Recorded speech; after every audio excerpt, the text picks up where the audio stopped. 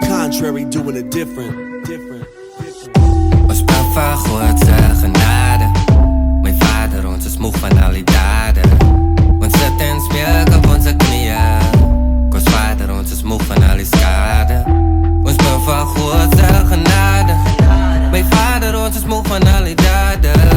Ons sit en smeek op onze knieën. Ons Vader, ons is moeg van al die skade. Moeg van al die dade. Every single day, moeg van al die skade.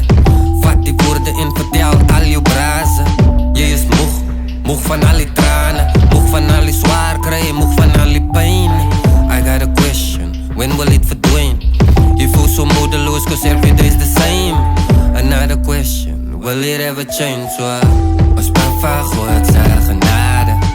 My Vader, ons is moeg van al die dade. Ons sit en smeek op onze knieën. Ons Vader, ons is moeg van al die skade. Ons bid vir God se genade. My Vader, ons is moeg van al die dade. Ons sit en smeek op onze knieën. Ons Vader, ons is moeg van al die skade.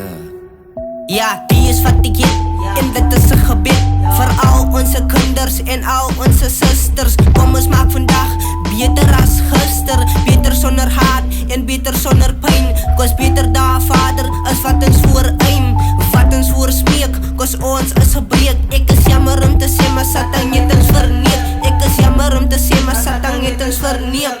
Hy het ons gebetry, 100 since the day. Die dag toe ons gekies het om saam met hom te verloop. Die dag toe ons gekies het om te lewe sonder hoop. Was die dag toe ons gekies het om te lewe vir die dood. But let me tell you about how you can change that. As die Jesus can, then you know where change at.